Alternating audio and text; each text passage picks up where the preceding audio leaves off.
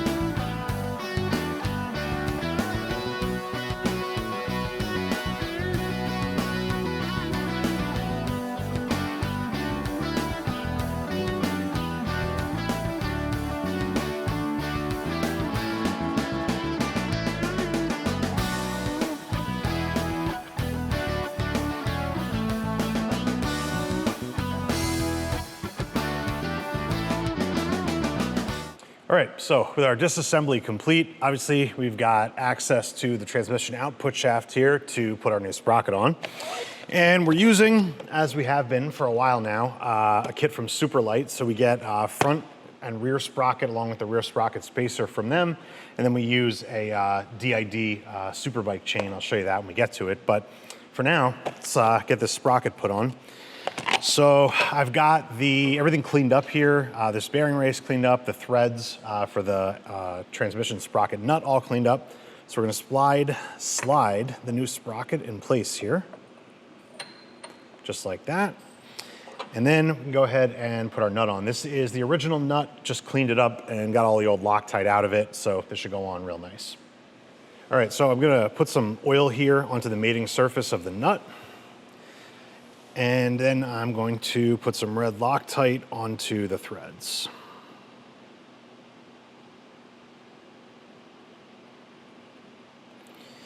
And then go ahead and get this guy started.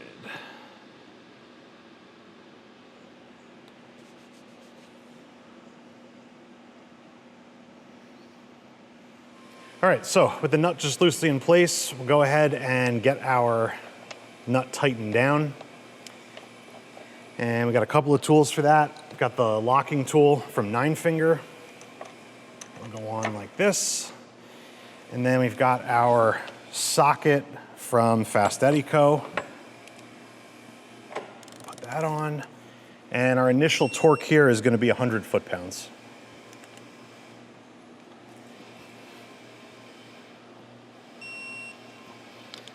right.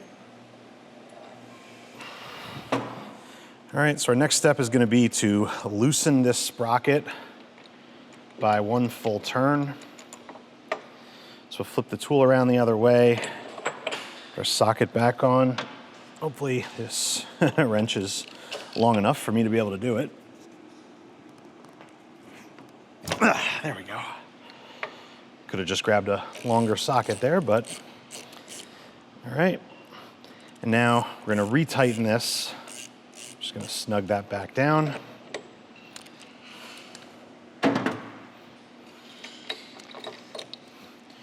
Turn our tool back around.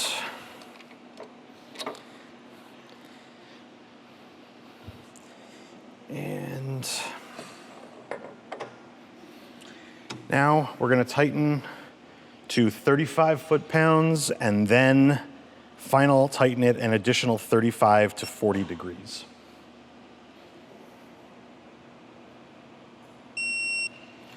Okay. Now let's change modes here.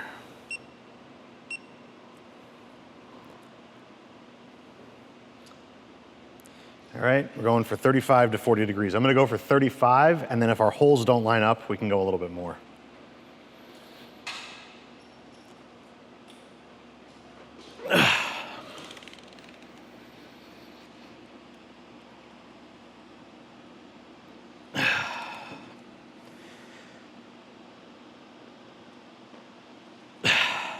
All right, well, we got to 30. It's about all I could do, so we're going to call that good.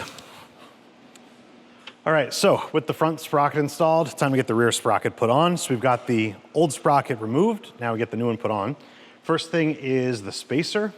So the way this one works, and they're all sometimes a little bit different, this has 2 sets of bolts, one to attach the spacer to the wheel, and then another set to attach the sprocket to the spacer. So that's what we're going to do. So we'll just slide this guy on. And we've got red Loctite on these bolts with lock washers, and these are going to go in, and we're going to torque them first to 50 and then to 75 foot-pounds.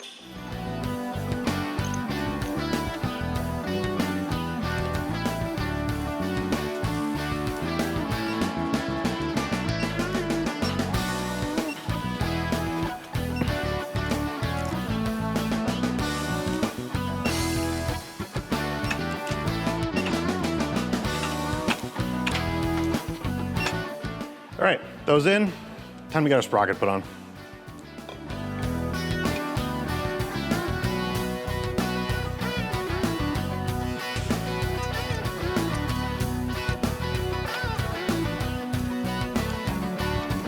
All right, so with those in, do the same torque sequence we did on the first bolts on the second set here.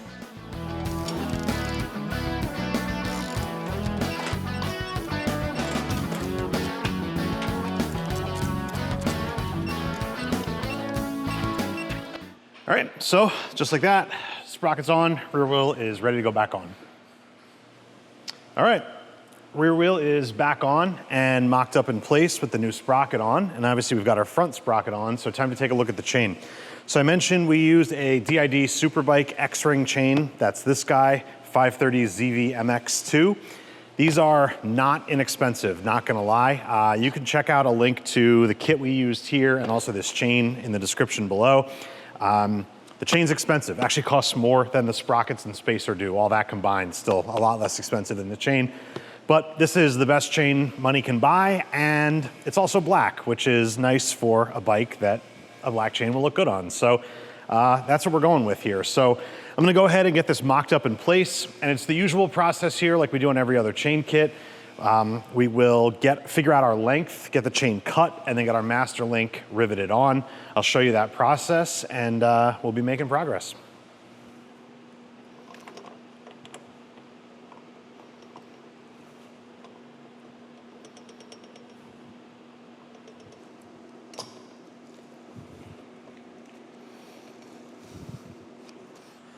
All right, so this is the spot I landed on to cut the chain. I'm gonna mark this just with a red marker here so we can all see it. So the idea here is that most importantly, you you have to get the chain to land so that you've got two inside links here together, because the master link is an outside link like this. So the chain has to land once you cut it with two inside links, just like this end is, and just like the other natural end is on the chain that we're cutting off. So you can't cut it here, you have to cut it here. Hopefully that makes sense. So you gotta get it lined up so it lands on an inside link. So I had to move the axle slightly forward to get it to get a little bit tighter so I could move it to here. Originally where the axle was before, it was landing here, and that's obviously not good. We'll have an outside link to an inside link, bad. So I moved the axle a little bit forward, and I was able to move the chain one notch or half a link, and there we go. So that's the idea. Could we move it even further and get the chain even shorter? Maybe, but we're right where we want to be, and I'm not sure you'll be able to see the tension exactly here, but obviously there's slack in this, so we can get it on and off, and we can move it even further forward if we have to, to get the chain on and off, but we'll have plenty of room to tighten it back to get the tension correct. So this is an ideal spot to break the chain. So go ahead and get the tool, and we'll get started by knocking that rivet out, and then we'll get the master link set up and get this attached.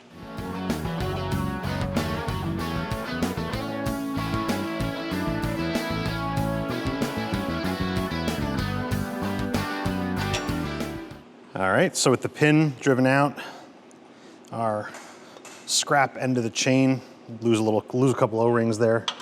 Pick those up later, they're going in the trash. Our scrap end of the chain comes off, and we're left with the inside link like we wanted. Let's just do a little test here. All right, and there we can see we've got our two inside links there ready to be joined by the master link. So just put this somewhere where maybe it won't fall. And I'll get the tool reset, and we'll move over and start to get the master link put in. All right, so I've got the master link here greased up with the two X-rings, O-rings. So I'm gonna slide that through from the inside of the chain. Okay, so that's good. And now we just have to get our outside O-rings put on and get our plate and get it pressed on. All right, so we will rotate the chain around so we can get it to a spot that's a little easier to work on.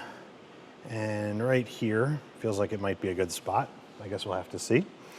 But anyway, I'm going to grease up these last two O-rings here, and we'll get them put on.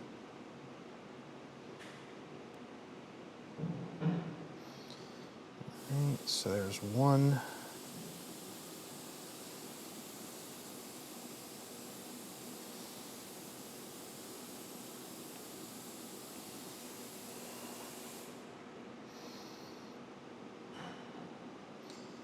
And two. All right, so at this point, I like to lose the gloves. The chain's pretty greasy, so I put them on to clean it all off, but it's a little easier to handle all this stuff with bare hands. So what we've got to do now is get the plate, which is here, pressed on right here. So we've got the tool set up now for pressing. And we've got to get this driver in here.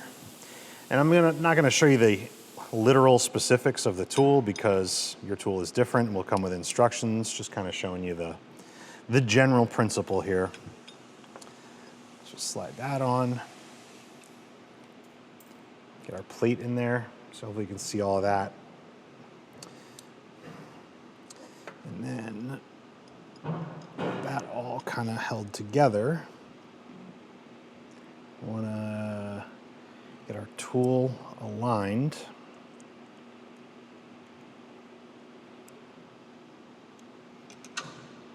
Okay, that looks good.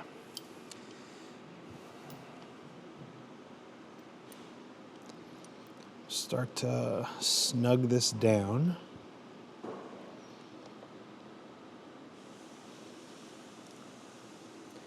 Okay. Oop. Might not have been on the alignment there. All right, I think that's pretty good. All right, so let me tighten this down, see how we do.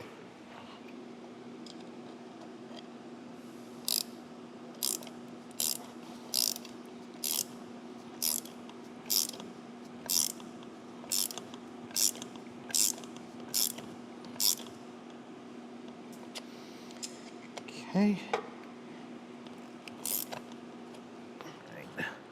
So once we bottom the tool out, I'll back it off. That plate is going to slide out. And we're looking beautiful here.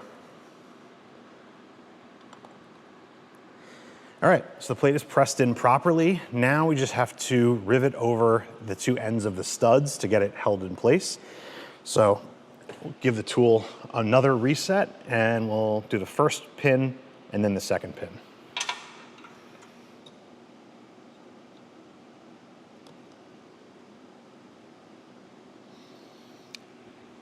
Okay.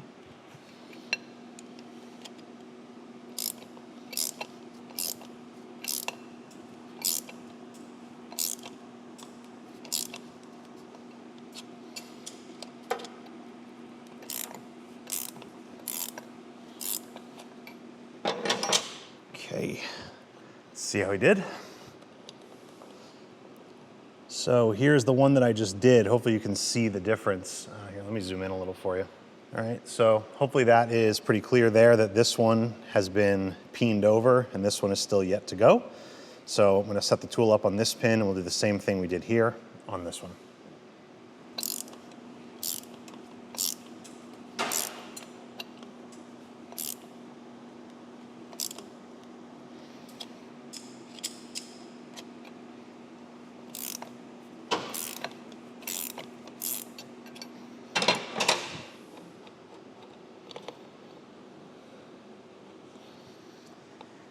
All right, so there we are, fully installed. And we just want to check and make sure we didn't overdo it and get this thing to bind. You just want to make sure you still got movement in that link. And we are golden. All right, we're gonna take a little break in the action so I can ask you guys one quick favor, which is to just look right down there and hit that like button for us on the video if you've been enjoying the stuff we've been doing. It's a huge help to the channel. Doesn't cost you guys but a second of your time. Makes a big difference to us. So if you wouldn't mind just hitting that button, it would be a big favor to me. The other thing too, of course, go ahead and subscribe to the channel if you haven't already and you like the content, you want to see more things. Again, that's helpful to us. Do one of those things, leave us a comment, do something just to help us out. It means a lot. So that's all I'm going to ask you guys in this video. Now back to the action. All right, so one last step to take before we start to get the primary reinstalled, and you may have thought I forgot, but I did not. We've got to get the locking plate back on our transmission sprocket. And normally I would do this at the same time I put the nut on, and then we get use the locking tool to hold this in place while we tighten these screws. It's not totally necessary, but I decided another way to do it, which I decided to do today, would be to put the chain on first and then use the weight of the bike sitting on the rear wheel to hold this. Obviously that would not be enough if you were trying to use that to tighten this nut, but these little screws only get tightened to 120 inch-pounds, so the weight of the bike is plenty to hold that from turning. So I'll throw these guys in here and get them tightened down.